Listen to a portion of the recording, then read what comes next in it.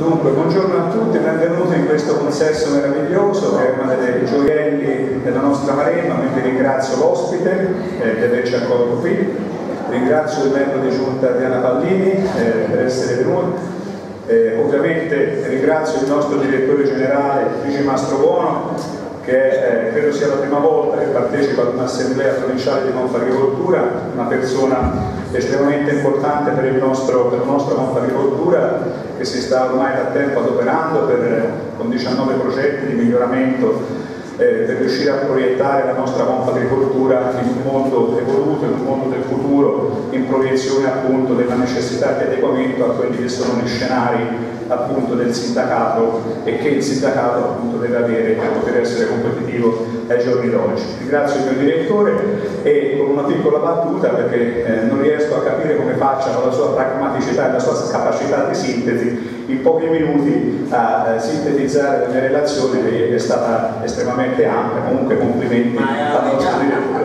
Comunque per chi la volesse dettagliare e allegata è stata tranquilla. Io oggi, contrariamente a quanto faccio di solito, proprio perché ci sono tanti argomenti, è stato un anno veramente convulso, veramente complesso, ricco di tantissimi episodi, leggerò la mia relazione e ovviamente che poi sarà messa a disposizione di chi la volesse ristudiare, rileggere, perché poi ci saranno le interrogazioni a settembre, e quindi è una cosa che io generalmente non faccio. Tutti voi sapete che mi piace molto parlare a braccio, però per riuscire a contenere anche la mia emotività in un momento veramente difficile della nostra agricoltura e riuscire a calibrare bene, a impostare bene i miei ragionamenti e i suoi contenuti, preferisco questa volta leggere. Non è una relazione brevissima, questo lo dico, quindi preparatevi, però è sintetica, nonostante che sia un pochino lunga, perché sicuramente gli argomenti da trattarsi sarebbero molti di più.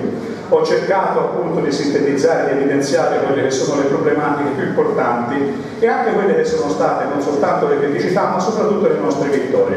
Perché io posso dire, come poi descriverò bene nella mia relazione, che questo è stato forse uno degli anni, nonostante la crisi congiunturale, le difficoltà, più prolifici e più produttivi per la nostra Confagricoltura Grosseto. Ovviamente questo cozza con noi che siamo imprenditori agricoli, che invece ci siamo trovati ad affrontare forse uno degli anni più difficili. Quindi vi leggerò la relazione e poi dopo ci sarà spazio anche per i vostri interventi. Cari associati, sono molti gli argomenti su questo tavolo, come molte le problematiche da affrontare. Cercherò di andare per ordine, partendo dalle macro questioni per arrivare alle micro. Il 2014 è stato un anno notale per Confagricoltura Grosseto e forse paradossalmente anche quello, nonostante eventi di crisi, divenuti ormai tornati di crisi, continuano a spezzare la nostra economia, dove abbiamo registrato le performance migliori, con risultati in qualche caso addirittura esaltanti. Merito in primis di quel mondo imprenditoriale agricolo che, in barba al chilometro zero e mercatini di vicinato, ha continuato a investire risorse nelle tecnologie produttive, mantenendo sempre un occhio alla tradizione, rispondendo dal par suo senza mai chinare la testa e reagendo con rinnovato spirito imprenditoriale alle continue, reiterate e sciagurate azioni direttamente ed indirettamente dissuasive che lo stesso governo centrale ha perpetrato e portato a compimento nell'anno in corso, rendendo insostenibile la pressione fiscale. Come spesso accade, accanto ad una grande vittoria esiste una sonora sconfitta. Perciò voglio aprire questa relazione affrontando due argomentazioni delle quali comprendiamo che, laddove si riesca a gestire le cose in maniera propria, i risultati arrivano. Ma quando invece la cosa dipende da fattori esterni anche alla nostra peculiarità associativa provinciale confagricola, e la difesa degli interessi di un intero settore va ad intaccare un certo pseudo-ambientalismo di facciata, allora le cose si complicano dannatamente e il problema, la cui soluzione sarebbe molto più vicina del creduto, si aggrava, abitandosi su se stesso e generando enormi perdite di tempo e spreco smodato di denaro pubblico. Il primo caso ha riguardato 48 aziende di Confagricoltura che hanno vinto un ricorso in tribunale in merito al pagamento di contributi previdenziali degli operai a tempo determinato, che invece erano stati richiesti dall'INPS e con essi le sanzioni relative. Si tratta di una novità assoluta nel panorama nazionale, perché si entra nel dettaglio dell'articolata e complessa materia contributiva. Sono oggettivamente soddisfatto del lavoro svolto, a difesa e tutela delle nostre aziende, dal legale che ha seguito il ricorso, l'avvocato Roberto Santi Laurini. In pratica, la sezione del lavoro del Tribunale di Grosseto ha accolto le eccezioni che avevamo presentate, che si basavano sull'interpretazione del contratto di lavoro degli operai agricoli e rigettato le proposte avanzate dell'INPS e dunque anche le sanzioni che secondo l'istituto le aziende avrebbero dovuto pagare. Il tutto è stato superato perché in esame dell'interpretazione autentica di alcuni articoli del contratto, gli operai a tempo determinato hanno diritto alla retribuzione per le ore di lavoro effettivamente prestate nella giornata, sulla base delle retribuzioni orarie previste dai contratti provinciali di lavoro, salvo che rimangano a disposizione del datore di lavoro su richiesta di quest'ultimo. La sentenza emessa dal giudice del lavoro di Grosseto è un grande risultato che farà scuola a livello nazionale. A prescindere da quanto ottenuto, le nostre aziende continueranno a pagare contributi nel rispetto delle norme, con l'intendimento di offrire occupazione e quindi benessere all'intero comparto.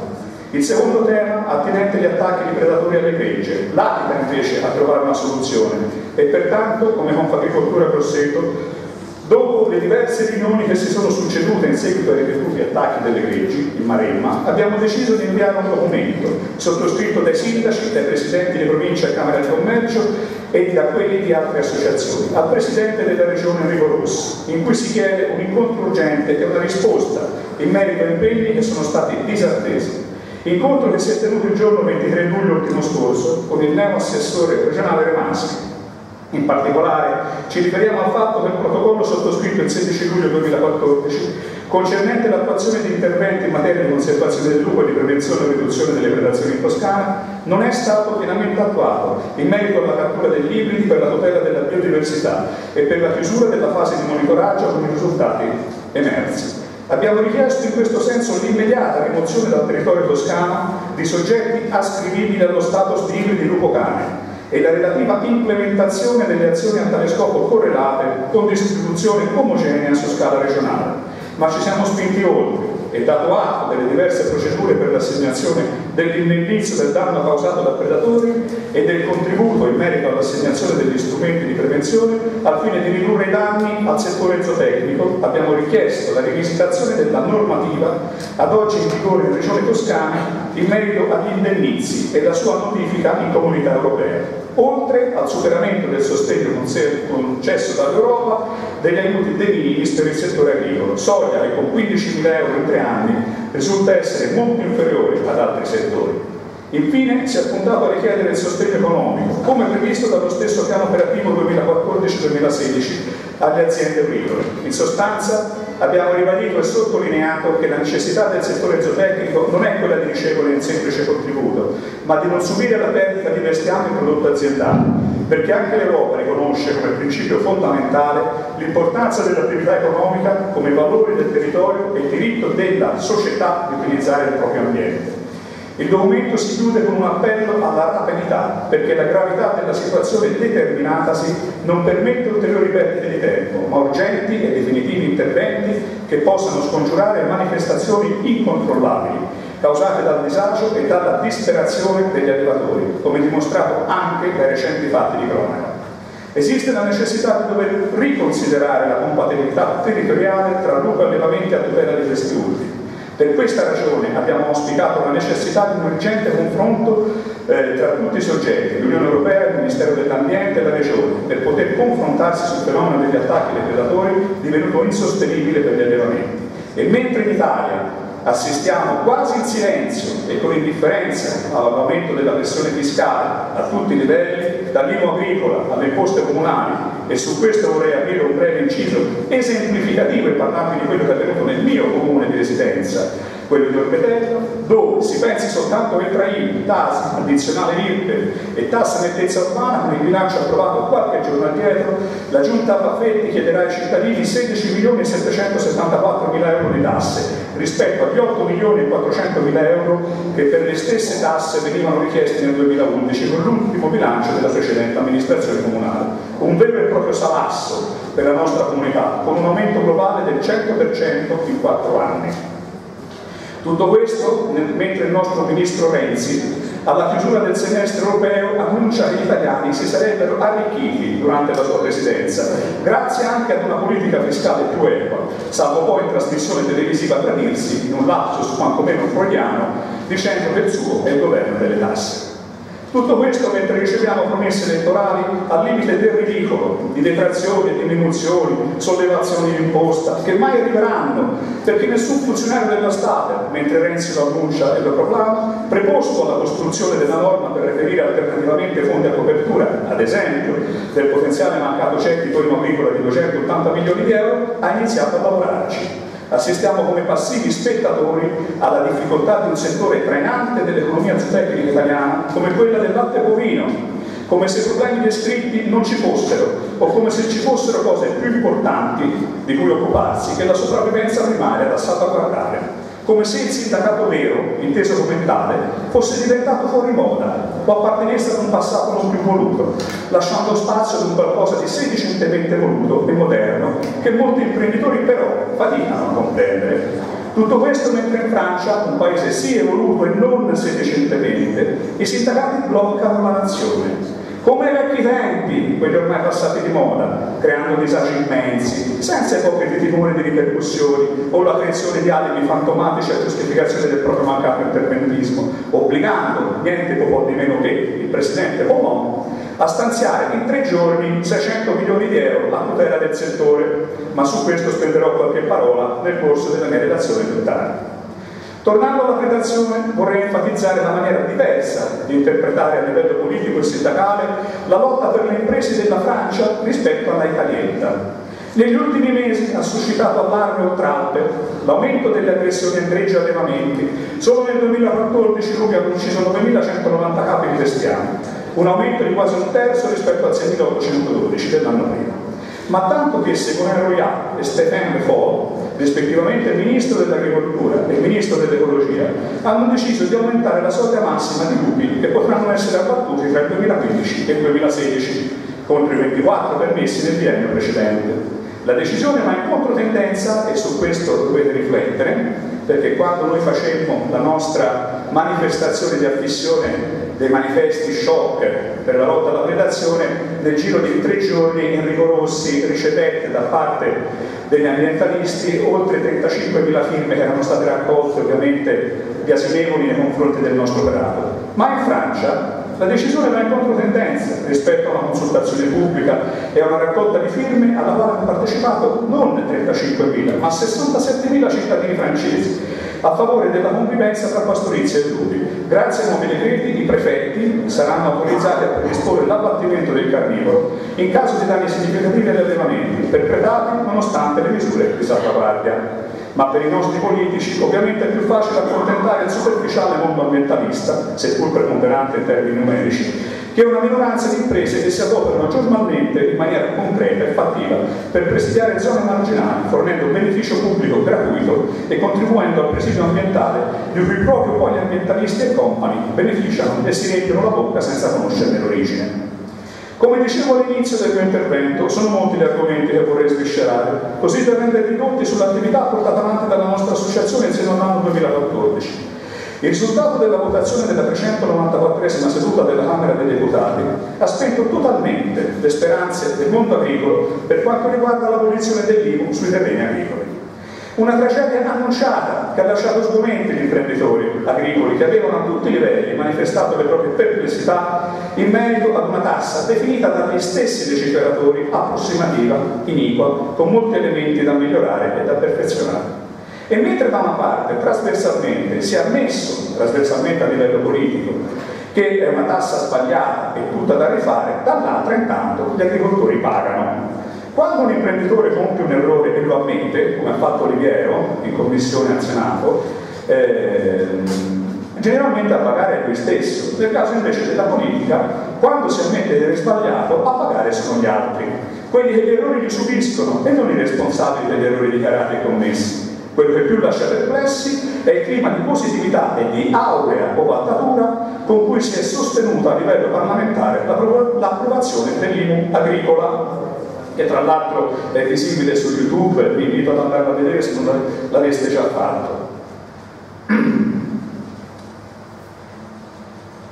Quello che più lascia perplessi appunto è il clima di positività e di aurea ovattatura con cui si è sostenuta a livello parlamentare l'approvazione dell'IMU agricola, come se i nostri rappresentanti politici appartenessero a un pianeta diverso da quello in cui vivono gli agricoltori, dando palese la sensazione di una grandissima e sempre crescente, purtroppo, distanza tra realtà di impresa e mondo della politica. Quando ci si vanta di aver aumentato le esenzioni per i comuni, è stato detto anche televisivamente dallo stesso Ministro, si induce furbescamente a credere che si sia ottenuto uno sgravio. Mi domando allora, i 280 milioni di euro che gli agricoltori hanno pagato in più, da dove verrebbero? Se i prezzi della materia prima sono fermi a 30 anni fa, come si può dire che in agricoltura aumenti il valore della ricchezza prodotta? Tutte parole dette da Oliviero. Quando si parla di segnali di ripresa del mondo agricolo, forse non si sono letti gli ultimi dati che dimostrano come in un decennio il patrimonio agricolo nazionale sia quasi dimezzato. Vi rendete conto che c'è stato chi come Vivarelli del PD nel suo accalorato intervento a sostegno dell'IMU, totalmente diverso da quello che aveva fatto 6 mesi prima, in cui negava appunto l'IMU e la definiva una cosa nefanda, visibile su YouTube e sulla pagina Facebook di Confagricoltura Grosseto, ha detto che questa non sarebbe una patrimoniale ma una premialità all'agricoltura attiva. Incredibile. Se il premio deve consistere nel dover sborsare perché arriva prima quattrini aggiuntivi, allora è meglio arrivare ultimi e non pagare invece di vincere e pagare. L'IMU è in effetti una vera e propria patrimoniale espropriativa progressiva che si abbatte sui pensionati, sui piccoli produttori, su chi prende terreni in affitto, sulle zone svantaggiate, per le quali la presenza dell'agricoltore dovrebbe essere considerata eroica e non da tassarsi, soprattutto quando una tassazione sul reddito agrario dominicale già preesiste. Ci aspettiamo adesso il mantenimento della promessa di Renzi, il promettitore seriale del tutto a chiunque su qualunque argomento, dell'apertura di un tavolo di concertazione con le associazioni agricole per arrivare al superamento dell'IMU agricola, definita da lui stesso in un raro sprazzo di lucidità come una sciocchezza, in maniera da poter cancellare il danno apocalittico di un'imposta nata male, fatta male e che fa peggio per il 2015. Perché se non regna la giustizia, almeno regni la verità e la trasparenza. A livello di azione abbiamo presentato il ricorso al TAR, che è stato discusso mercoledì 17 giugno, del quale non abbiamo ancora notizie in merito alla questione.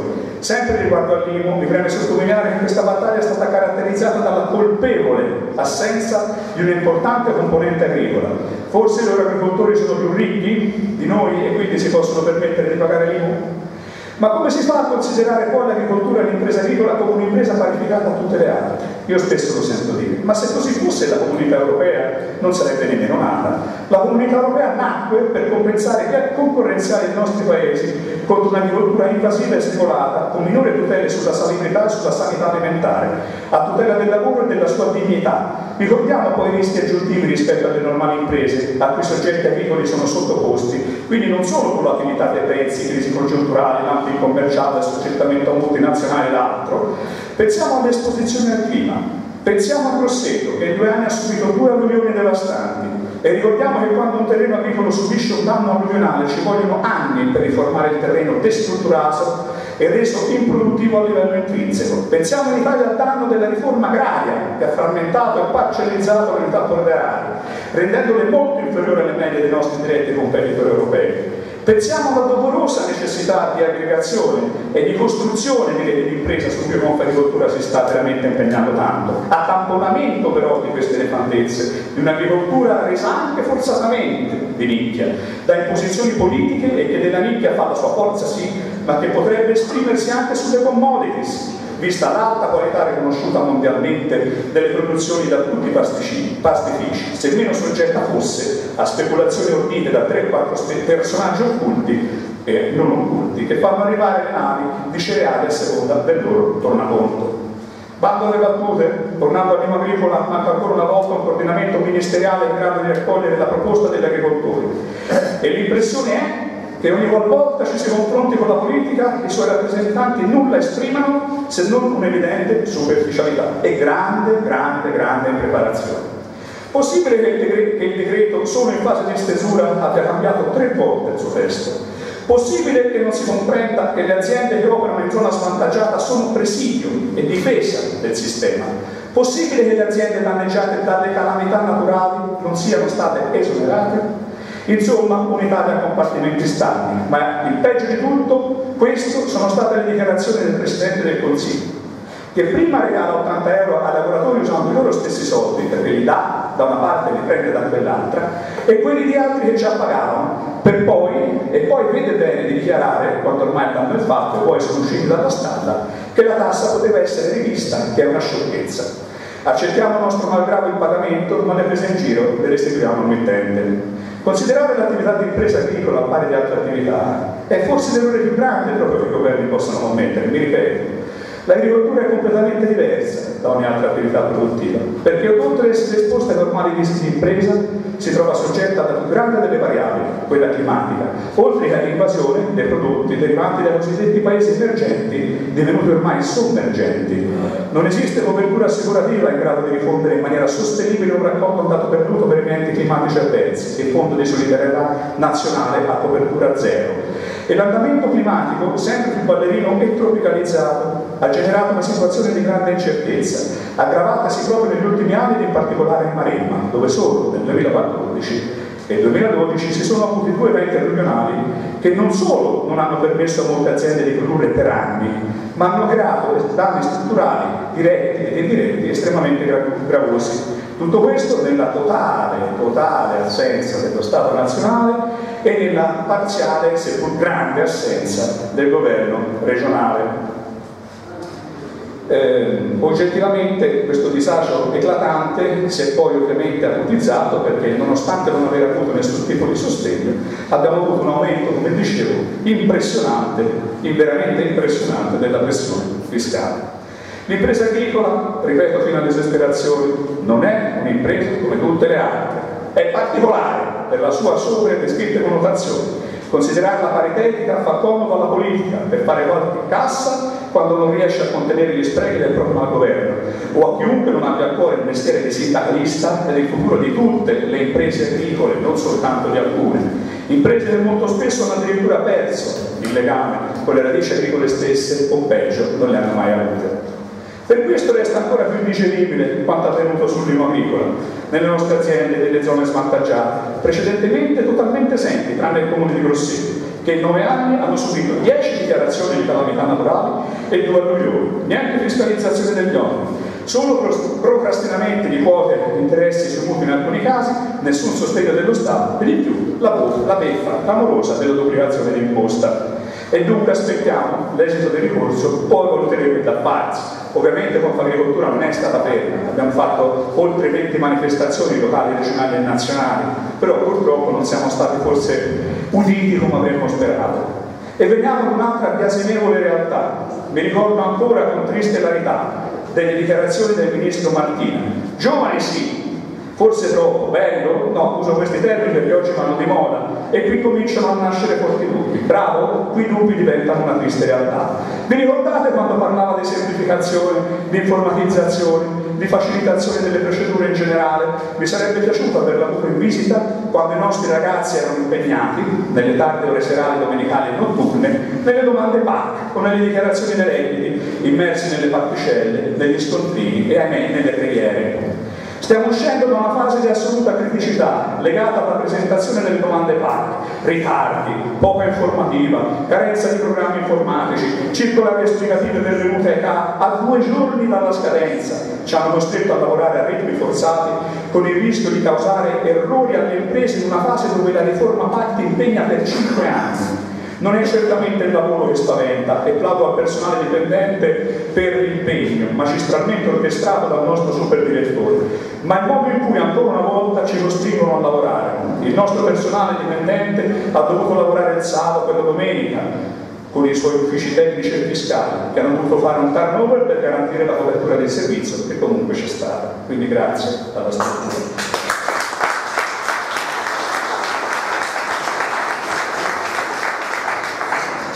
È noto che con questa domanda si dovranno fissare i titoli PAC e sulla base della fissazione attuale si baserà tutta la contribuzione comunitaria per i prossimi 5 anni. Possibile che l'Italia non sia stata in grado di arrivare a questa scadenza pronta, efficiente e preparata? Il dubbio che per me si trasforma in lapalissiana certezza, visto che accade da sempre, è che si vada a cercare l'incertezza di proposito e in tutto questo Artea non ci ha certamente aiutati. Anzi, ancora una volta, come se non bastasse, interpone al buonsenso la burocrazia esasperata. Carta. Ma il sistema agricolo per quanto potrà sopportare questo gravoso, costosissimo apparato? Non è certo un problema delle persone che vi operano, quanto un problema strutturale, troppe deleghe, troppi soggetti interessati, ed in questo senso non basterebbe una riforma puntuale. La PAC è solo l'ultimo di una serie di incidenti di percorso. Qualcuno ricorda gli allenamenti dei vigneti, un vero e proprio dramma. Tutte le volte che si compie una ricognizione del potenziale vitivinicolo si trovano variate le superfici. Non bastava l'IMU, la PAC. Il governo ha visto bene anche di inventarsi le dichiarazioni dei redditi urbani. Bella idea, giovane, bella, splendida, grande pubblicità, innovazione. Peccato che tutto questo sia stato caricato sulle spalle dei capi di impresa. Per predisporre una dichiarazione 7,30 occorre 6 volte tanto il tempo previsto negli anni passati, con responsabilità 10 volte superiori. Insomma, non vi vedo con i tecnicismi, ma siamo al punto zero, anzi al punto del non ritorno, anche in questa vicenda. Tutto questo non è giusto, come non è giusta la disattenzione che spesso il socio ha nei confronti della struttura, ve lo devo dire. Non si può arrivare alla scadenza della domanda PAC fiscale pretendendo che il giorno prima si sia in grado di fare tutto. Le aziende devono imparare ad adeguarsi ad avere un calendario di lavoro che sia rispettoso anche del lavoro della struttura, perché altrimenti rischiamo di non poter dare le risposte attese. Dobbiamo essere capaci di favorire il proattivismo, aiutate la struttura ad aiutarvi, noi siamo qui per voi. E mentre il ministro Martina si inebriava e espone salotti chic di Milano, da lui evidentemente preferite campi di grano e pomodori, che credo difficilmente saprebbe distinguere l'uno dall'altro, un altro dei settori fondamentali della nostra economia agricola nazionale e zootecnica, quella lattiero-casearia bovina, andava in frantumi. Nel mondo il mercato del latte è infatti in leggero ribasso da almeno un anno. In Europa, già prima della chiusura delle quote nel corso dell'inverno, si anticipavano i segnali di quello che poi è accaduto nei mesi successivi. Il più grande e veloce calo del prezzo mai registrato prima, dal 15 al 20% mediamente. Oramai molti paesi europei pagano 28 centesimi. In Italia il crollo è avvenuto anche insieme a difficoltà delle imprese cooperative. Si registrano prezzi in calo che oggi si attestano intorno ai 35-36 centesimi, ma già si parla di 32 per molte stalle afferenti all'industria. In Toscana, dove normalmente abbiamo dei costi assai più alti che altrove, si registrano cali generalizzati. Riemerge il concetto appunto di zona svantaggiata nella quale noi operiamo. Anche da noi a Grosseto la cooperazione stenta a poter liquidare ai soci quanto ci vorrebbe per parlare non di reddito, ma di dignità. Tutto questo in un momento in cui il mercato ed il sistema della sicurezza alimentare e del lavoro richiedono costi altissimi e impegni che vanno al di là delle nostre capacità economiche.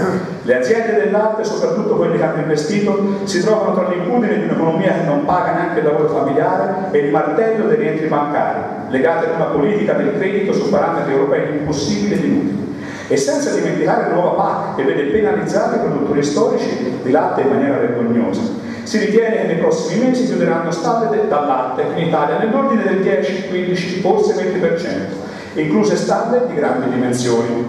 Forse la rivoluzione più massiccia avvenuta nel silenzio generale.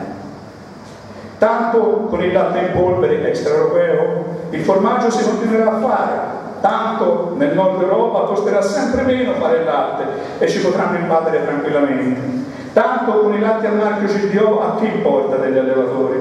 Tanto il latte non fa più bene ai bambini, meglio il latte di soia. Tanto imitare i marchi DOP è la cosa più facile e meno combattuta. Tanto nella crisi chi ci deve rimettere sono solo i prodotti essenziali, non certo quelli di lusso. Tanto non è il momento di scendere in piazza, almeno non in Italia. Diversamente da noi, gli allevatori in Francia, dove hanno un concetto antistorico e fuori moda il sindacato, un sindacato che ormai in Italia non importa più a nessuno, no? In Italia ricordo dove i risultati prettamente sindacali sono eccezionali, ce ne sono stati veramente tanti. Comunque in Francia, dicevo, non hanno nessuna intenzione di interrompere le proteste, nonostante 600 milioni di euro trovati in 3 giorni dal Presidente della Nazione e stanziati in urgenza dal governo, quindi 600 milioni per un singolo settore, mentre in Italia non si riescono a trovare 280 milioni per tutta l'agricoltura, primo agricolo. A proposito, ma non si è sempre...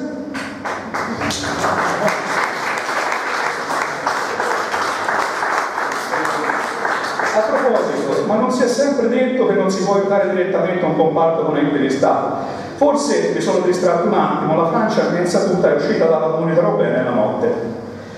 Un piano straordinario, strategico, per sedare la rabbia di migliaia di agricoltori che per il terzo giorno consecutivo hanno paralizzato le arterie di numerose zone dei paesi, soprattutto della Normandia. La mobilitazione contro il prezzo troppo basso di carne e latte praticate dalla grande distribuzione, che non permettono di coprire i costi. Tra le 24 misure adottate in 3 giorni ci sono la revisione dei prezzi all'ingrosso, la riduzione dei costi e degli oneri fiscali, la ristrutturazione del debito per le aziende in difficoltà. Un piano che non soddisfa nonostante tutto pienamente tutti gli agricoltori, infuriati contro CDO e il governo europeo. Se quelli di Calvados, in Bassa Normandia, hanno fermato la protesta a Ken, altri hanno annunciato di voler paralizzare con gli automezzi nelle prossime ore anche Lione e Clermont-Ferrand.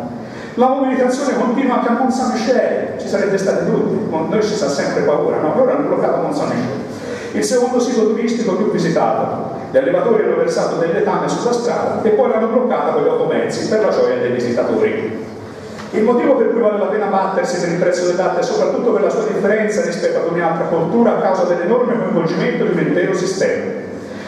Quando sparì in brevissimo tempo, nell'assoluto silenzio generale, la barbabietola, in Toscana eravamo grossi produttori a Grosseto, grossissimi, fu clamoroso, ma alla fine abbastanza incolore, perché pochi protagonisti furono coinvolti. Nel caso del latte, quel sistema complesso di coraggio, cultura, allevamento, trasformazione, commercializzazione dei prodotti locali coinvolge una quantità importante di persone e famiglie e soprattutto non lo si ricrea se dovesse morire. È già difficile lo scambio generazionale, è già difficile alzarsi tutte le mattine se un'azienda chiude e poi voglio vedere come si fa a convincere un giovane ad andare a fare l'allevatore. Voltiamo pagina e torniamo al nostro territorio. La Francia tanto è lontana anni luce come la soluzione dei nostri problemi, almeno finché la politica continuerà a fare la gnorri, sostenuta dagli atteggiamenti collaterali di alcune interpretazioni di qualche sindacato e oltre.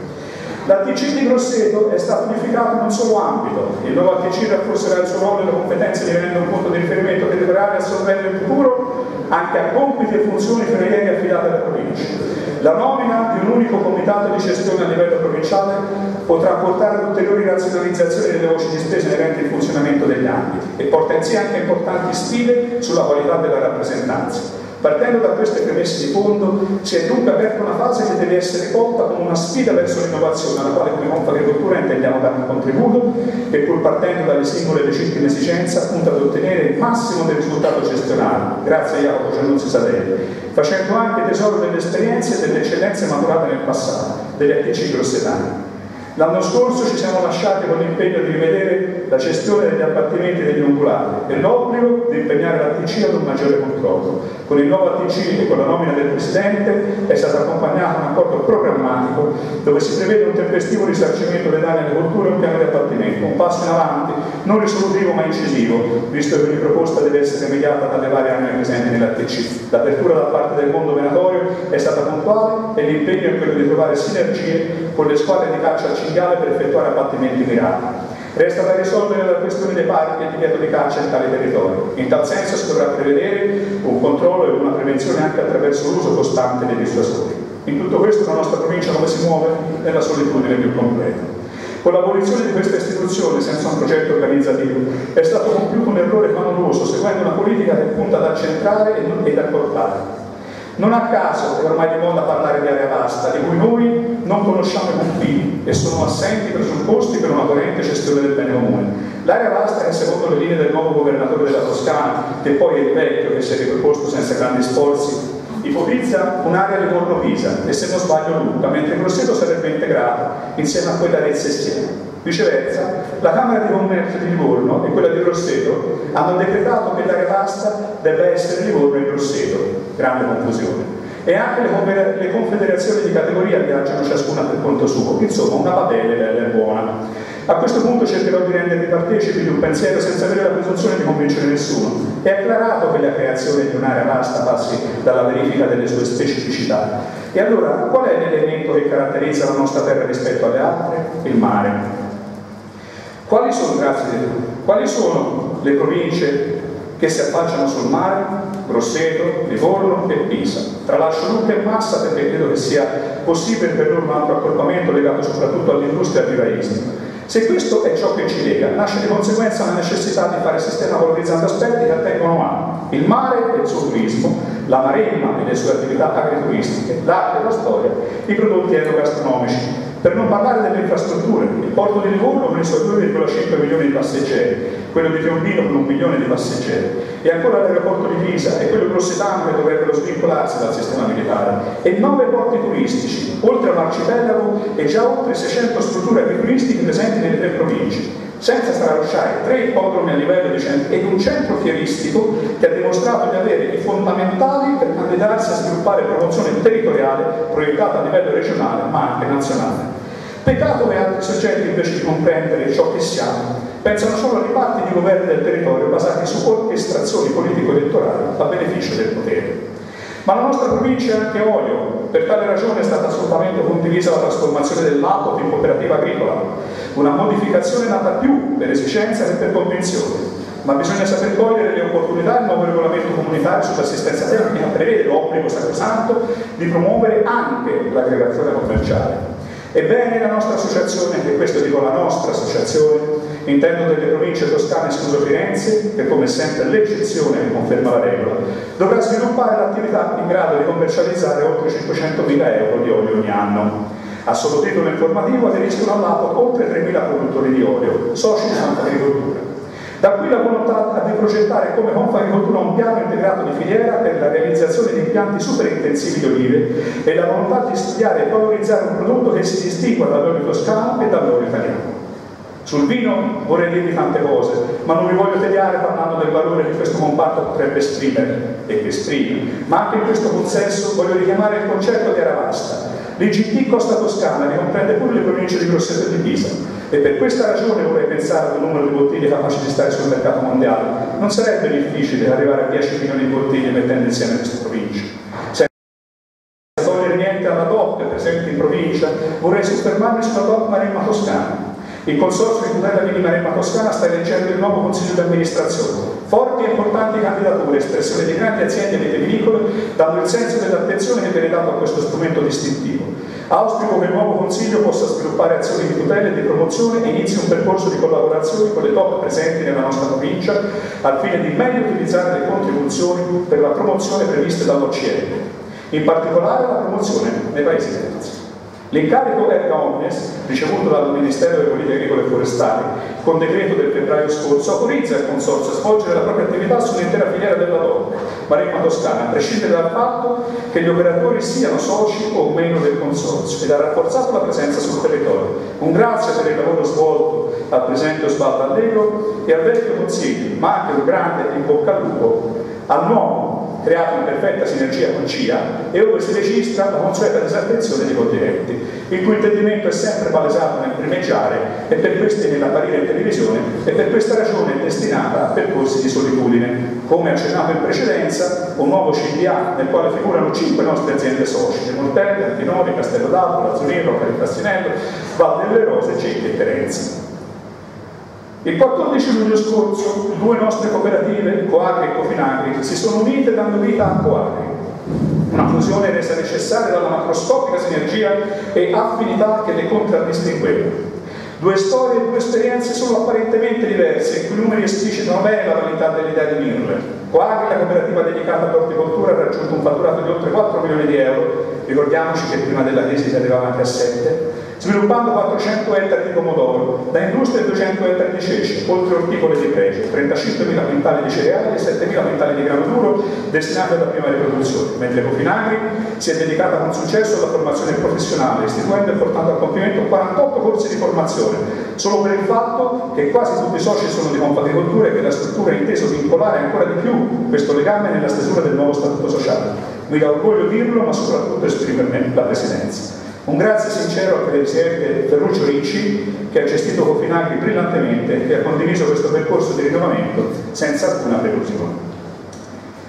La Società Interprovinciale dei Servizi Confagri ha visto un avvicendamento alla Presidenza. Per riassumere i dati che hanno raggiunto, sottolineo la grande dedizione del nostro membro di giunta nazionale, Diana Teodori Vallini, che nella logica dell'alternanza ha inteso passare il mano consegnando una società di servizi in ottima salute, efficiente e dinamica.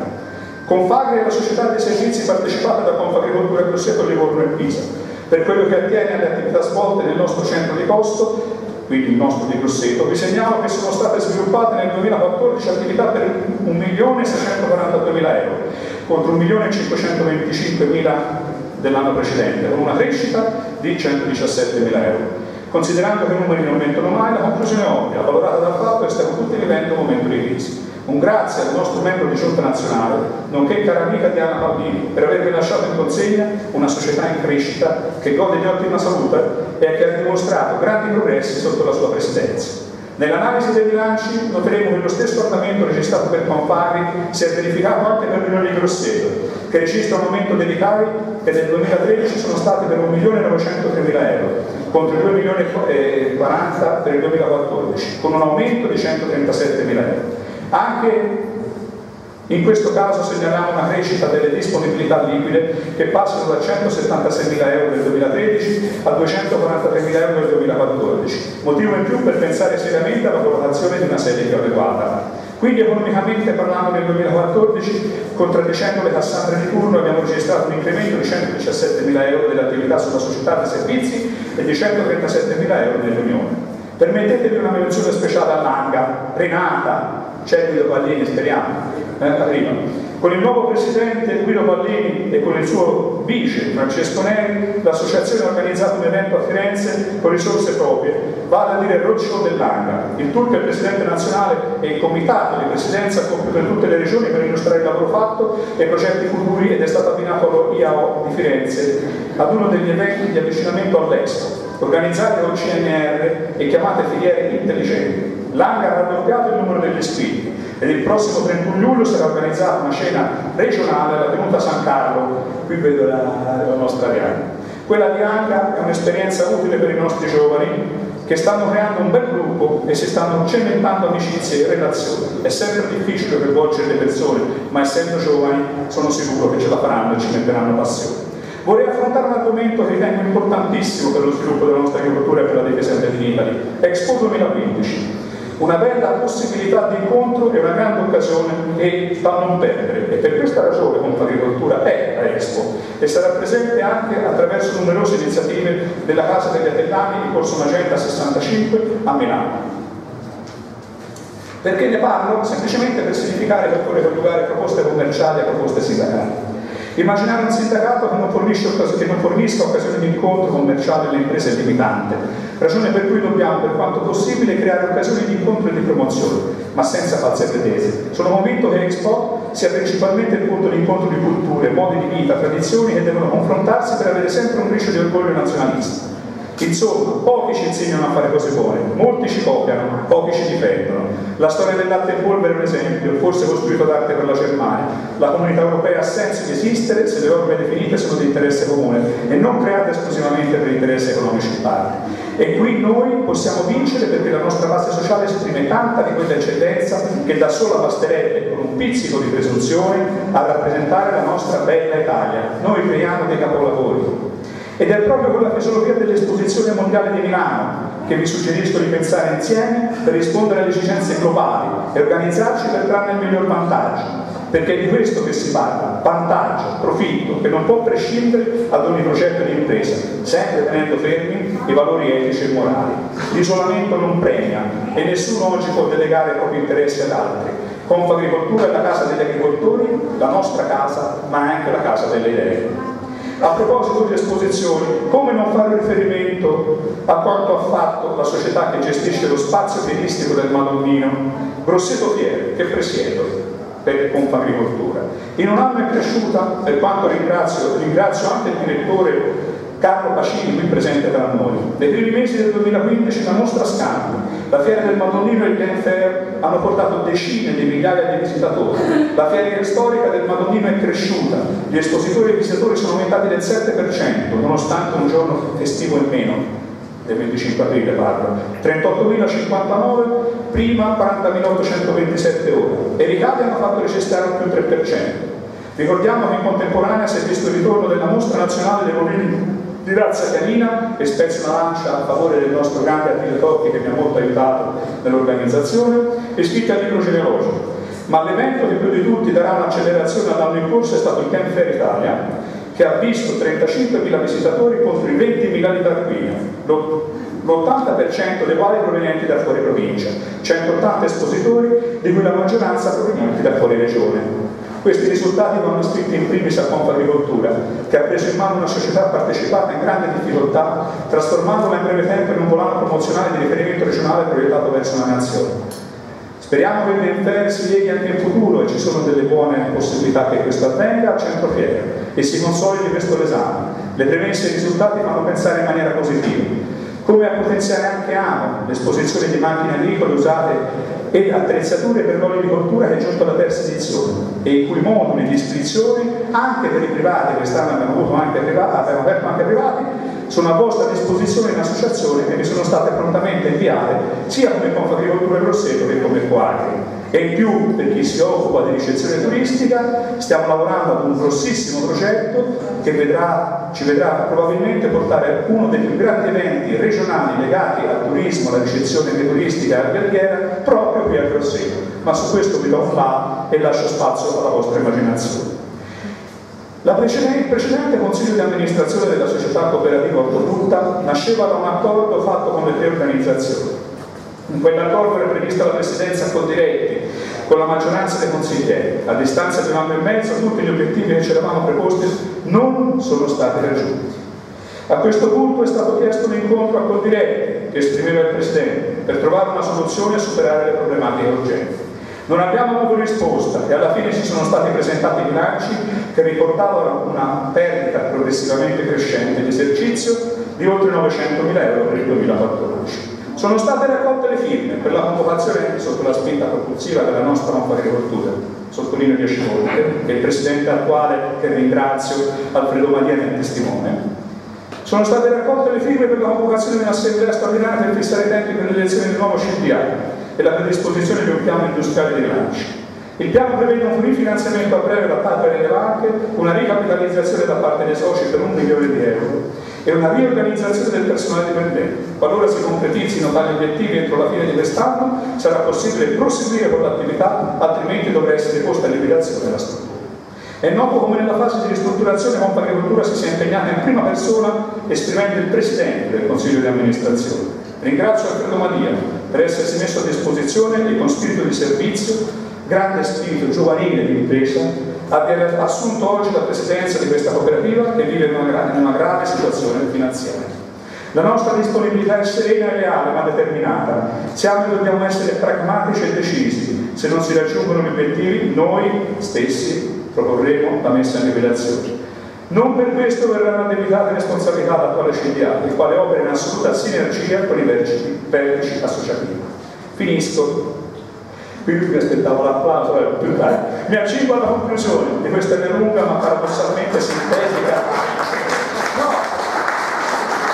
Mi state dicendo che sono troppo. Mi accingo alla conclusione di questa mia lunga ma paradossalmente sintetica relazione, perché tante altre sarebbero le cose da sviscerare, ma per il numero di tempo mi è impossibile, e pertanto è giunto il momento di guardare in prospettiva come uso sovente fare. Quali sono gli obiettivi che stiamo portando avanti con il Confagricoltura del 2015? Si tratta di ben 2 piani integrati di filiera che sponsorizziamo e quali invitiamo tutte le nostre aziende interessate a prendere parte.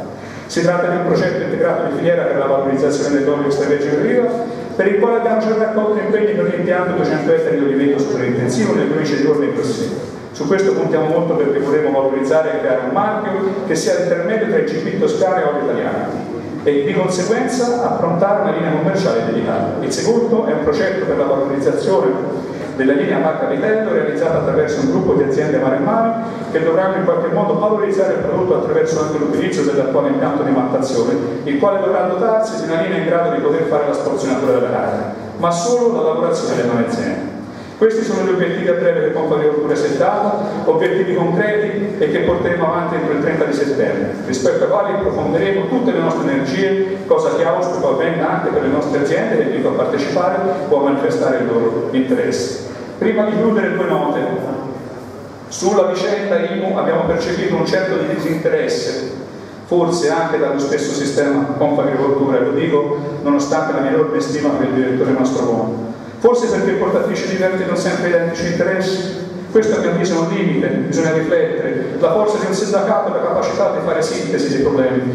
Il non spiegare il silenzio rischia di essere interpretato dalla base come disinteresse e questo genera sofferenza e distacco. Dovevamo cavalcare il malcontento anche dei soci non confagricoli, invece ho assistito ad una tiepida partecipazione. Non dobbiamo dare spazio ai gruppi spontanei, comitati ed altro, perché veniamo meno al nostro ruolo di rappresentanza. Magari sulla licenza che sono consumate altre dinamiche, se sì era opportuno informare.